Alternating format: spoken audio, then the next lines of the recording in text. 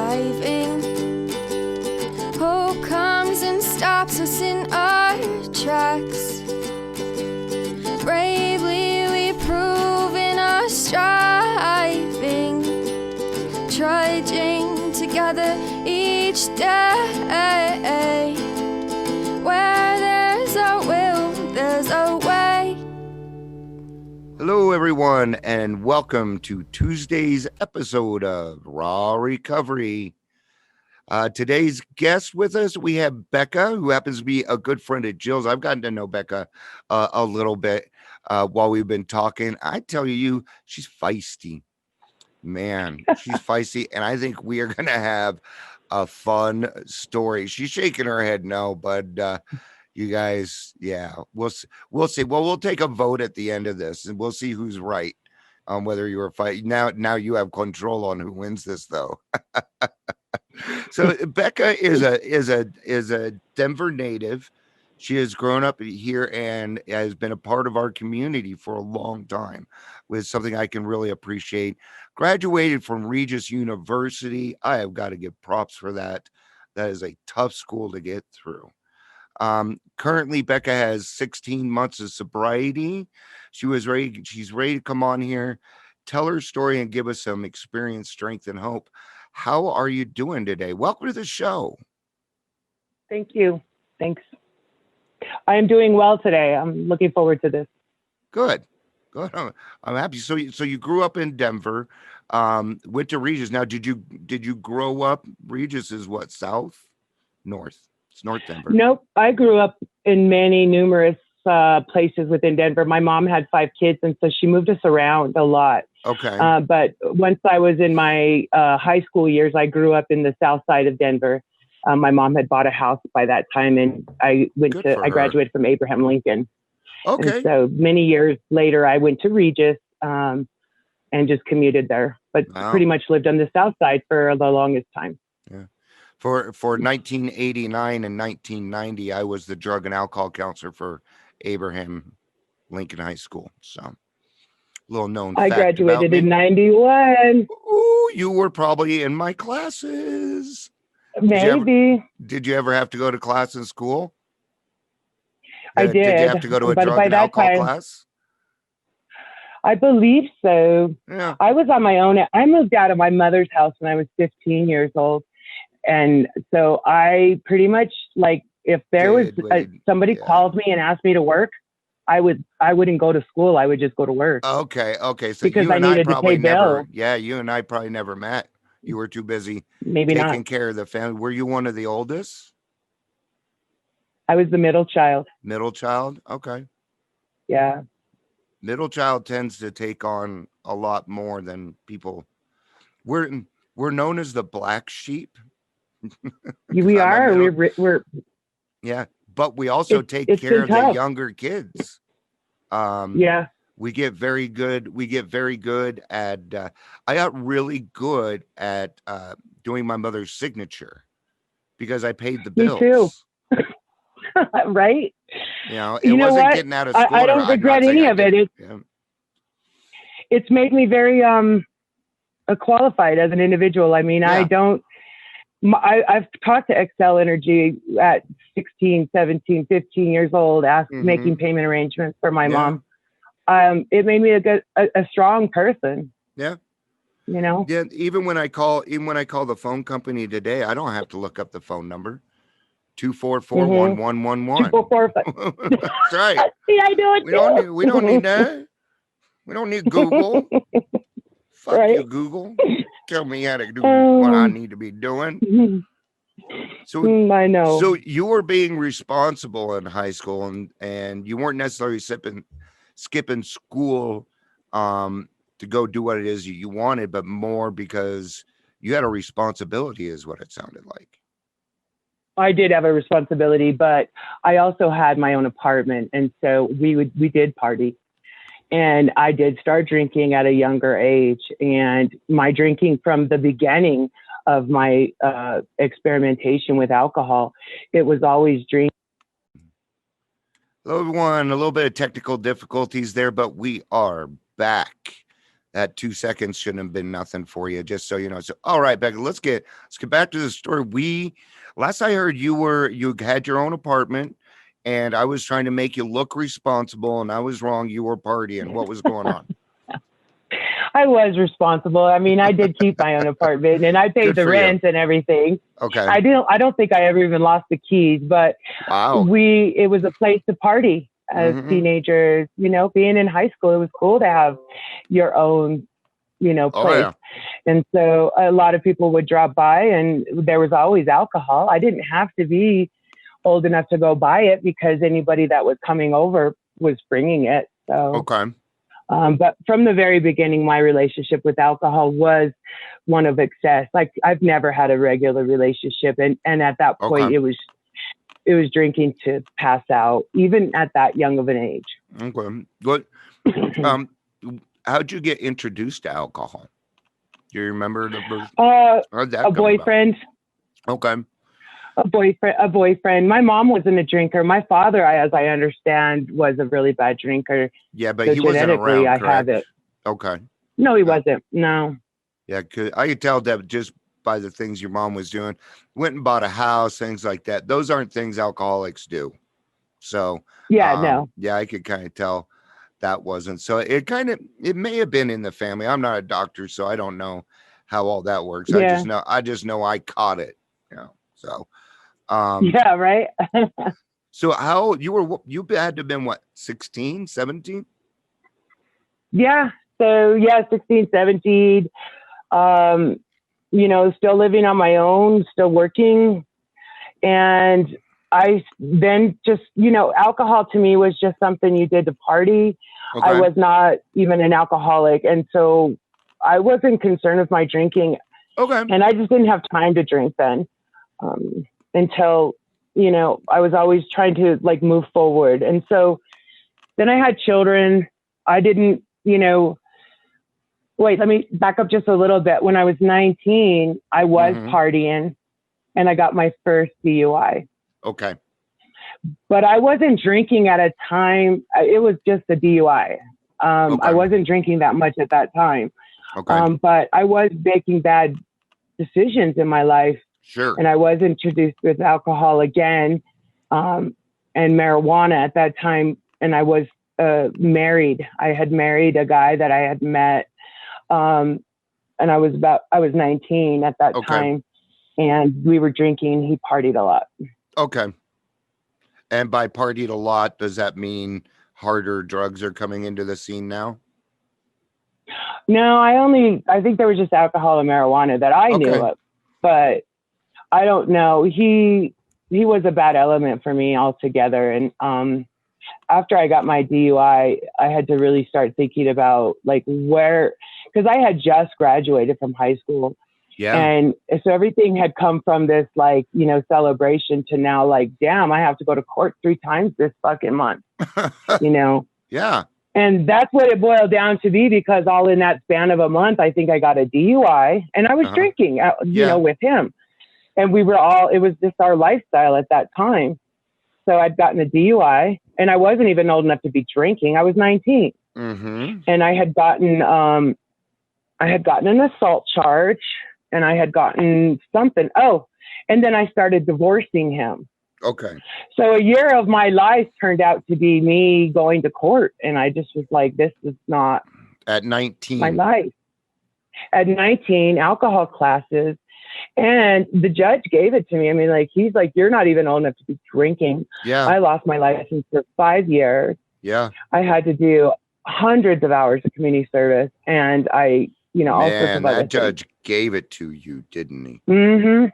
Yeah. He's Probably like, you're not even old enough to drink. It was. And actually, I didn't drink for 22 years after that, but not consciously. I'd like to kind of bring, because I'm seeing not necessarily patterns here, but just a story that I want people to see that, even though the drinking is going on and we're kind of focused on that and you got a DUI, you're 19 going on 50 years old here. And I think that happens. Correct. You were a latchkey kid, eh?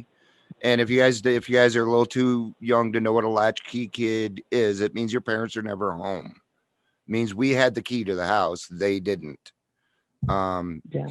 And so we have to be responsible quicker. And we end up being responsible at 13, 14, 15 years old. So that when our parents finally come around, decide they're going to take care of their own freaking children, and we're 18, 19 years old, to us, that means we're now adults and it's party time. That's what happened to me. Pretty much. I'm like, Yeah. I'm 19, but I've been an adult for 5 years. You can tell me what to do. You can kiss my Yeah. butt. I mean, those were the that was the discussion I had on my way out to move out at 15 was like, my mom wanted me to pay rent and I was like, well, I could pay rent in my own place. And so I moved out. What are you talking about? I'm already paying your rent.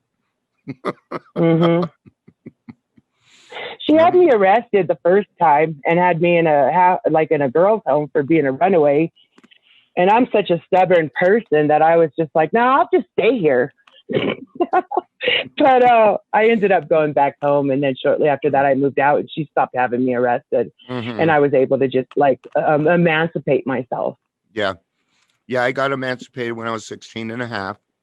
After I got, my parents threw me in Comitas Crisis Center when I was 14.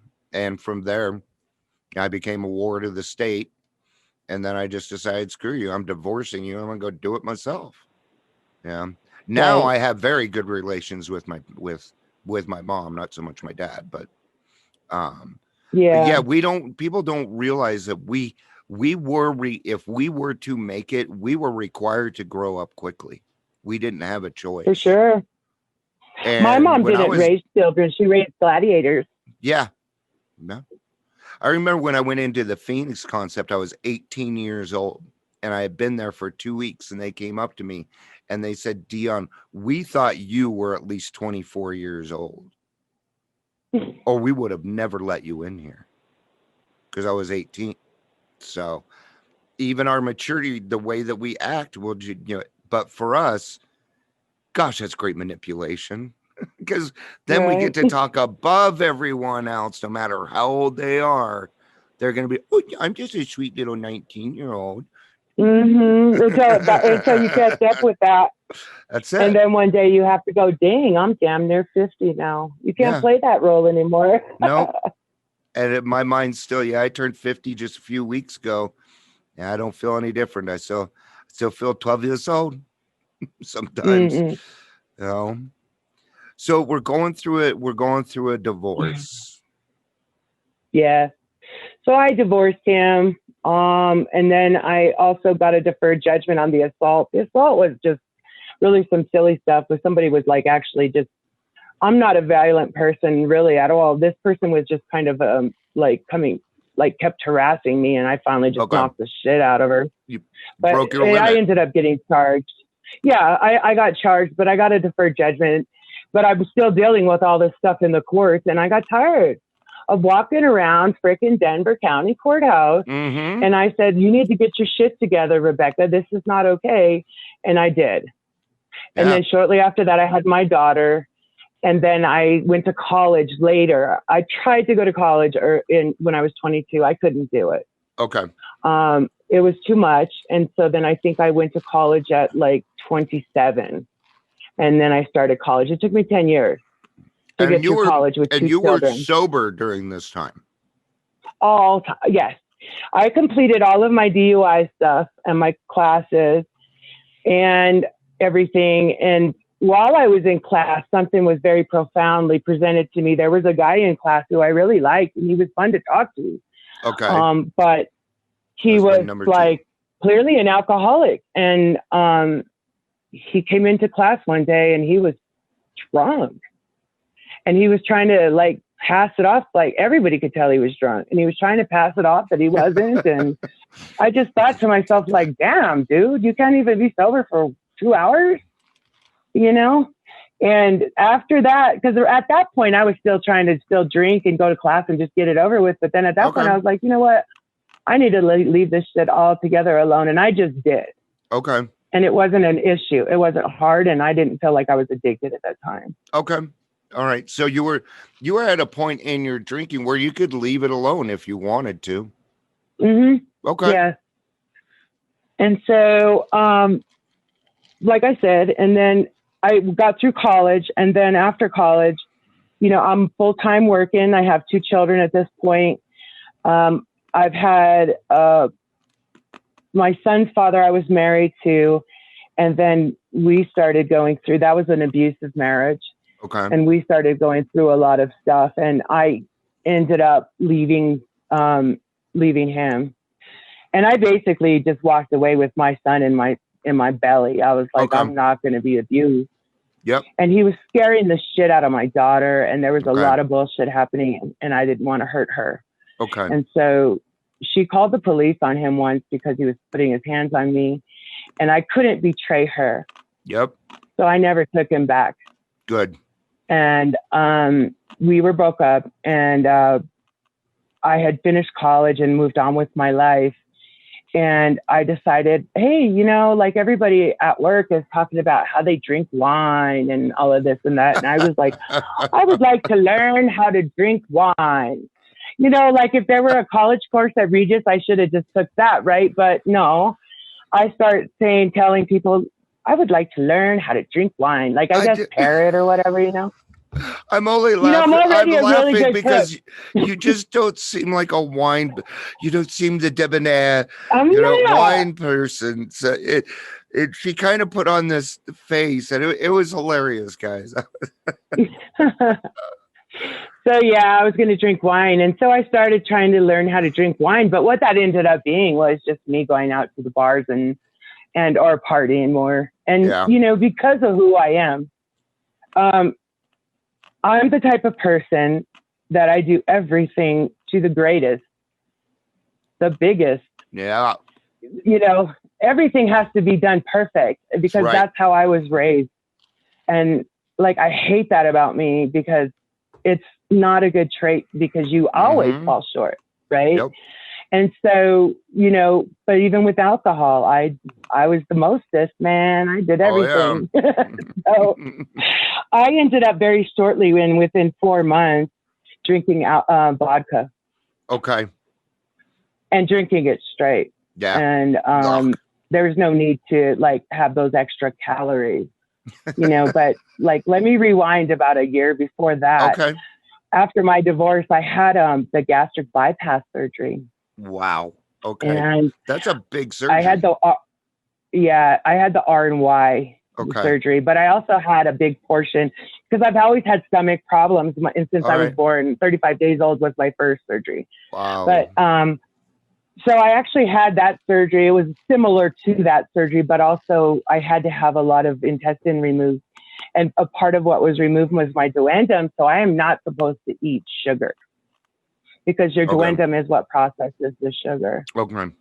Unbeknownst to me, and through my research, I have found that many of the people that had the same surgery, they have like a 98% chance of becoming alcoholics after the surgery. And it's because your body no longer can process sugar. And alcohol, when your body processes that alcohol, it's like, it's almost like getting a shot of, like, I wouldn't know, but I had a shot of morphine one time when I was in the hospital and I felt like I fell into the ground. Yeah. That's what drinking alcohol in a stomach that's been redesigned, it kind of does that to you. And within 4 months, I was addicted. Wow. Okay. That's good. I have a lot of friends. My first sponsor is also in the program, and she also has she had the same surgery. There's a lot of us. And a lot of people that were in treatment also had the same issue.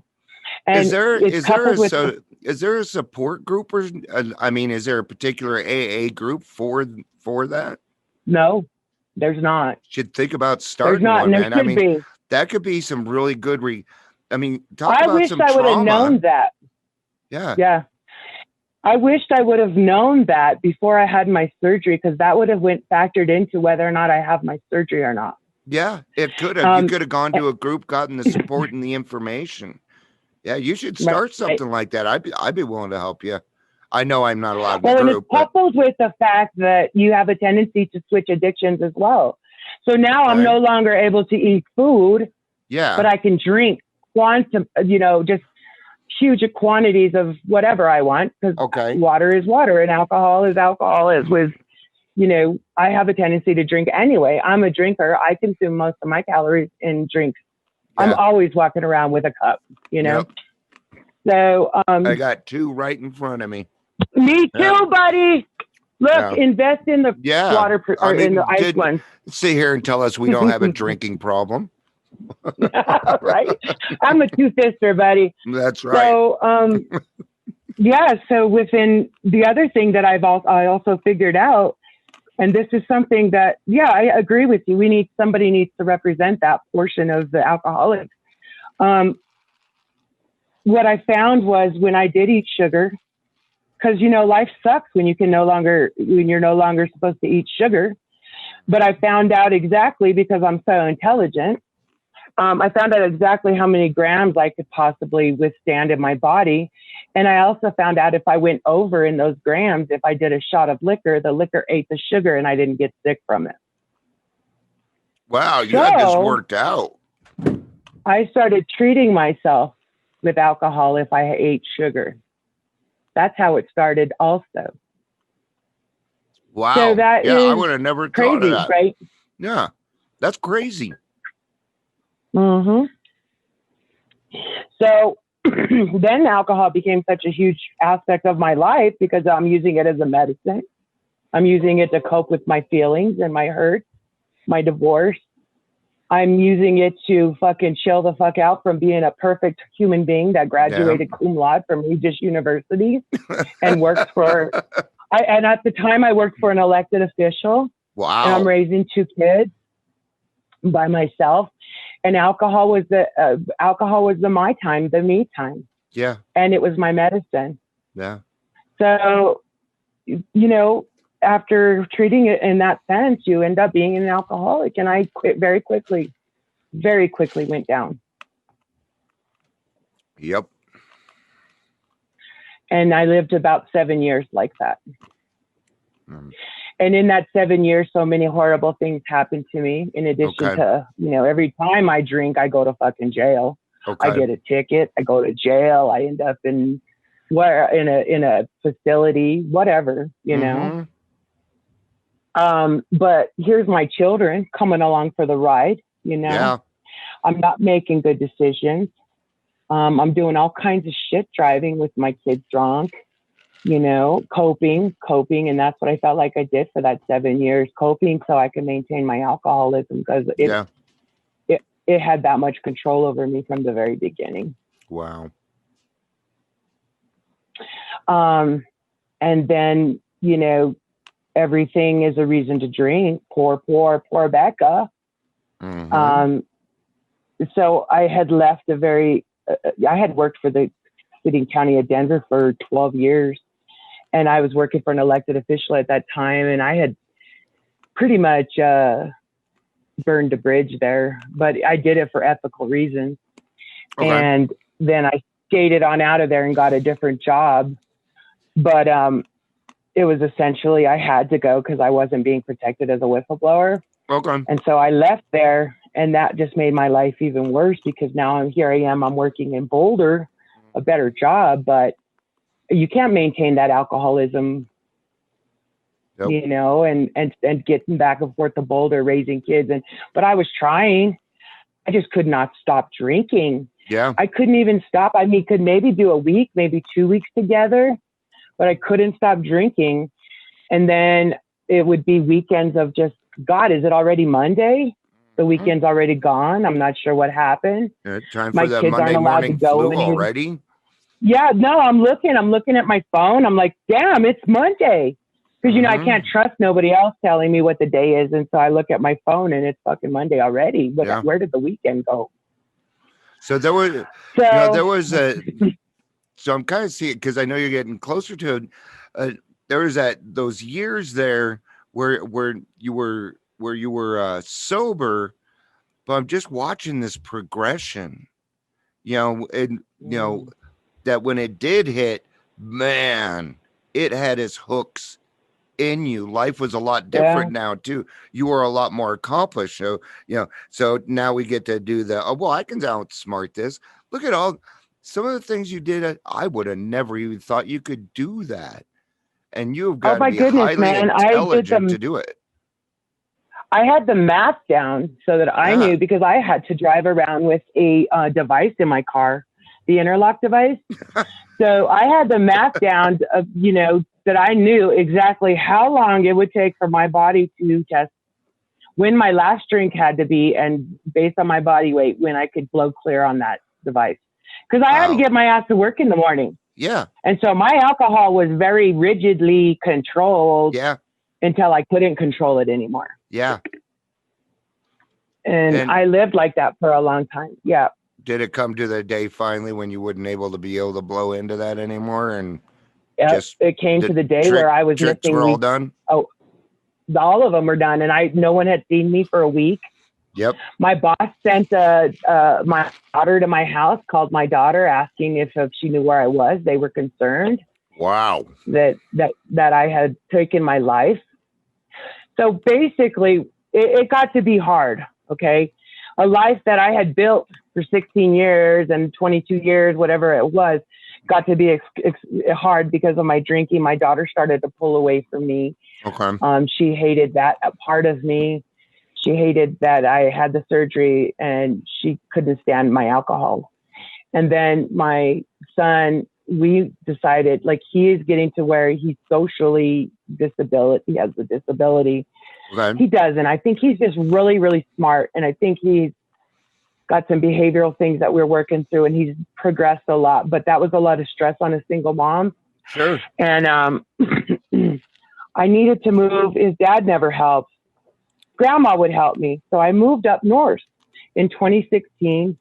So I could be closer to grandma and dad to get help with justice, because he started running away from school and things like that. Okay. And my drinking was bad enough to where I was afraid the school was going to get involved.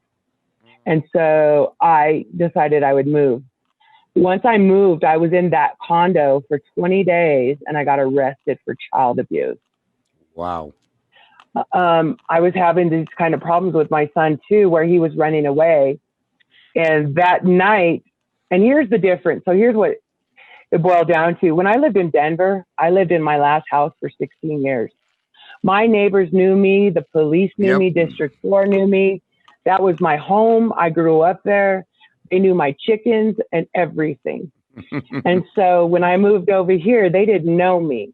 Yeah. And when I called the police because my son was out of control and running away, they jumped to this conclusion that I abused him, and they arrested me for child abuse because I was drinking. Had I not been drinking that day, I would not have gotten arrested. Yeah. Every single time I drink, I get arrested. Wrong. So I fought an 18-month court case. And that entire time it was, am I an alcoholic? I'm not an alcoholic. Yes, I'm an alcoholic. You know, you reason with yourself. Yeah. You're not really sure. And clearly I'm a damn alcoholic, Rebecca, but I didn't understand that. And I wouldn't settle on that. And so I fought it. I fought trying to figure out alcohol and IOP or AA or any of the programs for the longest time because I just didn't feel like, I felt like I could control it, you know, because I did for so long. And yeah, there's 22 years there that you proved it to yourself that you could do it. Yeah. Yeah. And it was, but it was really, in fact, controlling me. I'm sure during those 22 years, you were just happy, joyous, and free too. I know I wasn't, but I can tell you, I was still, I had no idea what darkness alcohol brings. Yeah. And I'll tell you what, alcohol to me now, even when I look back at those times, like there's a reason why the people in the old days called alcohol a spirit. I truly believe that when you put alcohol in your body, that a spirit is residing within you.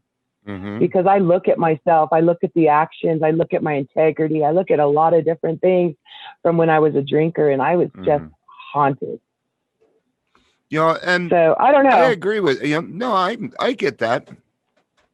I'm a paranormal guy too, so That makes sense to me though, because whenever I put alcohol in me, I become a totally different person. And it's like I'm being possessed by something. I get that, and I think it's very legitimate. Yeah. So that whole time of my life was trying, and so now I'm facing a child abuse charge, and I had just faced in 2013 I had gotten another DUI, and so that 2013 is really when my life started to just really get, like, I was having problems at work because I was in jail. My boss didn't know I was at. And that's when I started having problems. And then I had to wear an ankle bracelet. And I worked for the governor's office at that time in their IT department. And here I am. Luckily, IT people are real laid back, and so we could wear jeans and stuff. But could you imagine if I had to wear an ankle bracelet for like 900 days as part of because that was my second DUI. And so then, like I said, in 2016, then I got the child abuse charge, and my son was simply running out of the house, and we had just moved there. It was the middle of the night. It was really a catch-22. I had no choice, and I grabbed his arm and scratched his arm. And I was charged with child abuse.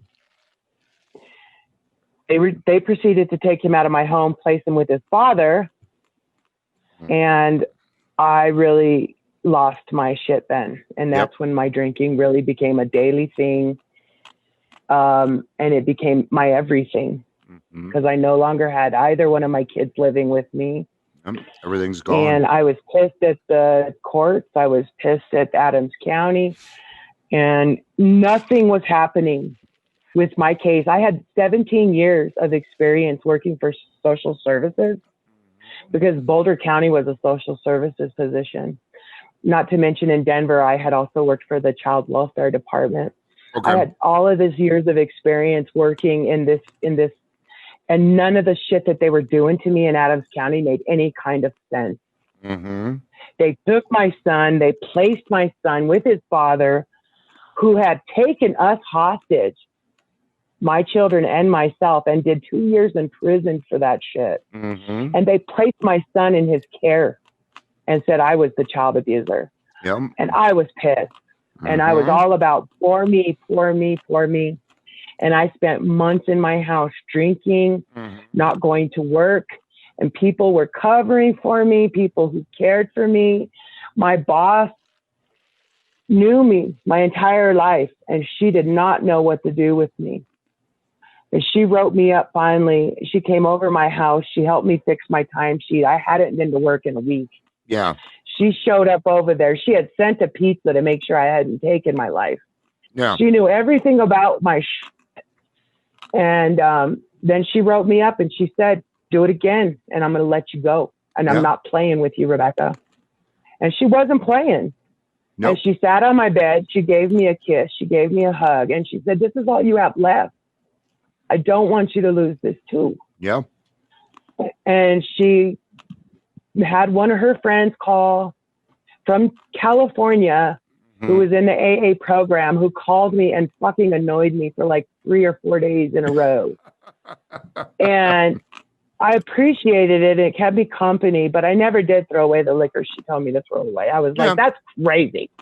But I had to get myself together, and it wasn't my son's fault. And I had to get out of my shit and get out of my feelings. And I went to Arid. I showed up at Arid. Arid was on my calendar for 2 years. Great club. I got my sobriety at Arid. Good for you. And it had been on my calendar for 2 years, and I never went. So one day I did. And, it was a good meeting. And I sat there and I started attending more often. And I started really thinking, like, maybe I am an alcoholic. But, I kept drinking, but still going to meetings. A lot of people do that. When I finally made the decision, then I'd come and go just like they do now. I'd be gone for 5 weeks and show up again all fucking disheveled and jacked up. Ready for your newcomer chip. Yeah, raise your hand and do all of that, and then I decided, like, I'm going to do this. My friend finally told me, like, I'm going through all these court appearances. Nothing's happening. They won't even let me visit with my son one-on-one. Mm-hmm. I'm such an abusive mom that I have to have mandatory visits or I have to have whatever they're called. And guess who gets to monitor my visits? Yeah. My mother-in-law. Oh, mother-in-law. And Ugh. she hates me. Yeah. She just hated me, and I can't stand her either. And now I got to make nice and do this crap. And it was ridiculous. And meanwhile, my son is being arrested. He's run away 21 times. They've progressed him through the system because he's right on time to be at Tennyson Center for Children's Home. Yeah. And my son had never been with anybody but me in regular schools and or special schools that he needed to be in. And now he's in 6 weeks of treatment at Denver Health. My son was losing his shit and nobody cared. Let me have another drink. No. Nobody noticed him. Nobody paid attention. He was arrested 8 times. Denver police, Thornton, North Glen. My son, a 9-year-old, 10 years old, been arrested 8 times and running away. And now he's all in the system with the schools where he's got an IEP and he's got a clinical diagnosis to be in all of these physical schools where they're physically throwing him to the floor. So I was like, God, this has got to please. And I said, God, you've got to. And it became about God. I went to a Toby Mac concert in Greeley in June 26th of 2017. And I had been drinking daily and just barely holding on to my job. And everybody knew. And it was amazing to me that everybody knew and they still loved me. And that was such a hard experience because I'm the one that tells myself I'm not worthy of love. Yeah. And to have that, people stand by me, and that gave me the strength to really move forward. You know what I'm saying? Yeah, and so I went to this Toby Mac concert, man. And the night before I went to this concert, I didn't know who he was. My aunt had made me go. Or she had wanted us to go. I bought the tickets, and it was a deal we made. And she drove down from Pueblo, and we drove to Greeley. And I had been drunk for like days before that. And she knew. And we went, and I was standing there in the hot sun. Unbeknownst to me, I had bought the best fucking tickets. We were in the front row.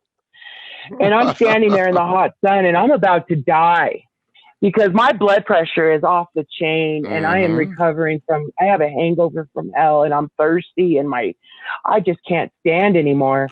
I had to go up and sit in the shade in the stand, and my aunt got to shake Toby Mac's hand. But nonetheless, I heard the message, and the message was, he'll find you in the darkness. And God found me. My God found me in my darkness. Yeah. And he still loved me. And I caught that message that night, and it changed my life. And shortly after that, even after several rehabs and IOPs and all sorts of other stuff, because I had to do all that other stuff to keep my job. Sure. Yeah. But it didn't work for me. But then I got my sobriety at Arid. So July 23rd was my first. 2017 was when I got my initial stint of sobriety. But as I shared earlier, I've had 2 relapses since then. But it had to come through prayer, and I didn't do anything. I just let God do it. Everything came to me that year. That was such a wonderful year. Yeah. Because the promises came right on time. The promises came. I got my sobriety, and I was ready for court. I took it to trial. I prayed. I was like, do I take this to trial? They were going to make me plead guilty, and I was not going to plead guilty to something I didn't do. Right. And not to mention, if I have a charge like that, I can't do the work that I do, which is IT you can't work. be a social worker. Yeah, I can't do anything. I got to have access to systems, and I can't have that on my record. Yeah. So I'm doing, I'm working at all these other stuff. And I said, I'm in the Bible and I'm reading, and I'm also, just experiencing a spiritual relationship with my father, because I never had one. And the book that the part in the book that changed me the most was that he's your father and you're his child. Mm-hmm. And I didn't know anything about that, but I knew, like, if I just let him, I know he's going to work wonders. Let me just try it. Nothing I'm doing is working. And so I ended up, like, really just praying about it. And everything was like, I'm going to be free from this. This is not going to enslave me anymore. I'm going to do this. I'm going to go to court. I'm going to, Mm-hmm. and I just started, because before then I was like barely showing up. And if I was showing up, you could tell I was drunk. You could tell I was hungover. You could tell I was not doing it. And so I started going, and they gave me another offer. They made me 5 offers. Okay. They did not want to take this to trial. But I told myself, how many moms go through this? Yeah. And nobody helps them. And they take a plea because they don't have any choice. Yeah. And I saw all those moms. There was a mom in there pregnant, pleading before me. She's taking a charge, and they have their hands on the next one that's in her stomach, because she doesn't have money to fight it. So I fought that shit. I worked 2 jobs and a bunch of other things so that I could afford to do so. Mm-hmm. And right at their last offer that they made me, I prayed. I said, God, tell me what to do. And I also prayed for my ego, because I knew if I won, I would be like, yeah, I'm the shit. And the last thing I needed was to have a big ass ego. Yeah. And so there was a scripture that came up, and it was Romans 6:14. And it said, we don't live by man's law anymore. Mm-hmm. We live by God's grace. That's right. And I was like, I'll go. I'm going to trial, because at that point, nothing that I had done so far was, and everything that I knew to be true. Schedule 19 is the Colorado Children's Code. Okay. Everything I knew to be true and knew to be the law was not happening for my freaking case. Yeah. So we went to court. Yeah. We went to trial. It was a 4-day trial, and on Valentine's Day, I won. Good for you. And his dad dropped him off at his mom's house with trash bags of crap and trash and toys and stuff. And I picked my son up. I left all that trash there, and I took him home. And that was the greatest Valentine's Day of my life. So, and my son, congratulations. Thank you. The work started after that, because it doesn't get changed just because you stop drinking. Yeah, that's right. That was. He had a lot of problems when he came home. Yeah, that was the first step. So, what's life like for you now? Well, for the most part, I just lost my job. I was laid off in June.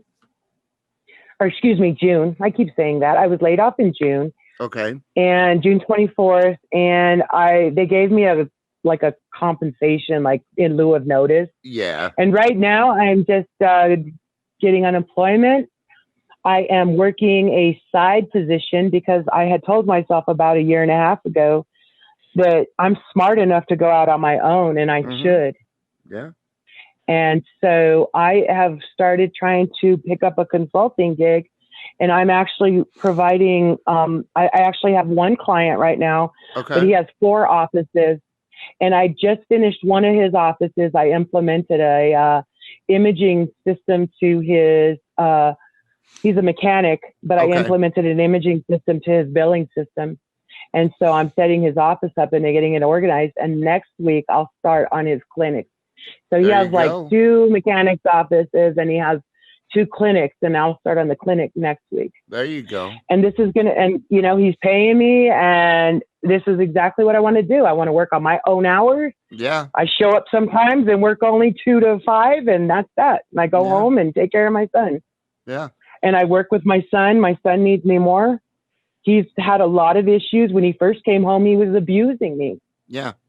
We've worked through a lot of counseling. I've done as much as I can he is no longer hitting me or hurting me or physically acting out towards anybody. That's good progress. Good. I'm glad to hear that. he got back in regular school last year, which is very unusual. If you know the IEP system, you know that they classify you. And then once you got that classification, you're done. You're done. You're done.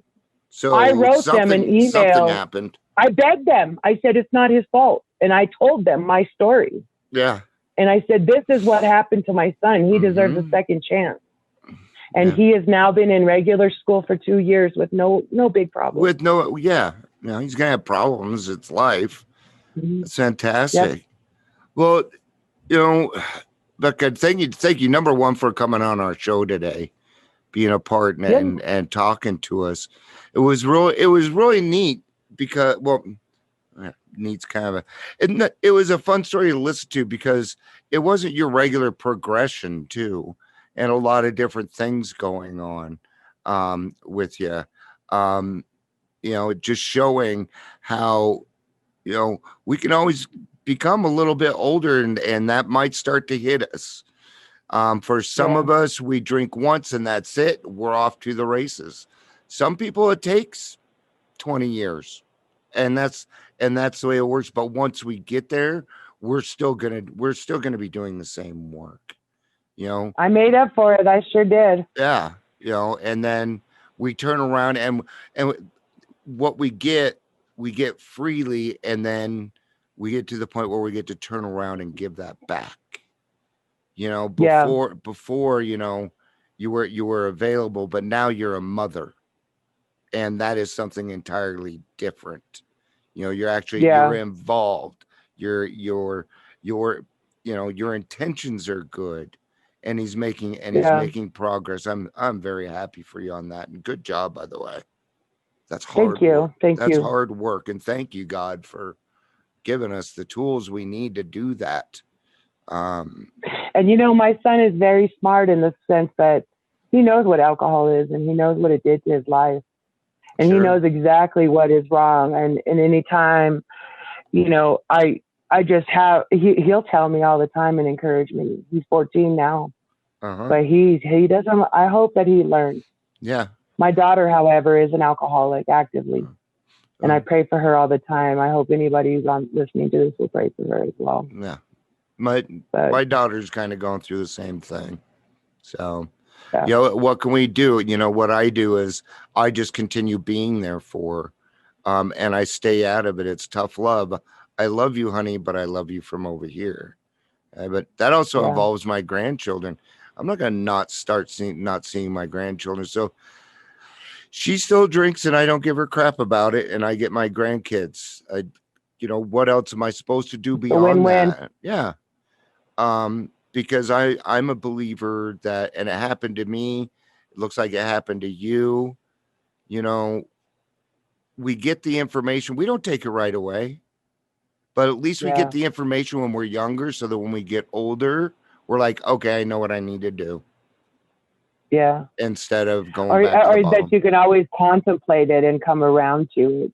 I knew, I knew from the beginning when they made me take all those classes for my DUI at 19, I knew that alcohol was like in me, but I just wouldn't admit that I had that problem. Yeah. So I'm not going to tell you because then you're going to interfere with my drinking. And that's, and I will let you know too that, so the first relapse I had, I simply just decided, I was like, I think I'm cured. Wow. And I drank one bottle I went exactly back to everything I know about drinking. Yeah. You sincerely pick up right where you left off in the quantity and the behavior. Yep. I drank one bottle one night.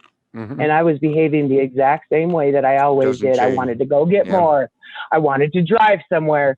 I wanted to do this. And then the next day I got back on and that was my first relapse. And that was and that day, the day before, I hadn't even drank yet. And I got a damn ticket again I always have legal problems. You know what I mean? Well, let's stop that. Then pretty much. Yeah. So let's clear that. I think the key here will be clear up the old ones while not bringing on any new ones. Correct. And that should get it done. Oh, Becca, thank you for taking your time with us today. I appreciate it. Yeah, no worries. I've had a lot of fun getting to know you. Thank you, everybody, for being a part of listening. If you'd like to be a speaker, please reach out to myself or Jill. And then we are thinking about bringing on a third podcast for the week, which will be a professional. So, two speakers and a professional. Oh, you guys, our stories may sound different, but the work that allows us to get to where we need to be, or the feelings or the connection that we need to have to make us make that decision. Hey, I need to stop this behavior. This behavior needs to stop. And we can look like the best professionals in the whole world, but you get us across somebody else that actually knows what's going on, and that person is probably going to destroy our drinking career, or at least upset it a little bit. So that's what we do here. Hopefully we can give you, if you're not ready yet, hopefully we can give you enough information to ruin your drinking career. Okay? And I say that with all the love in the world. Thank you guys for being here. Peace out and have a day.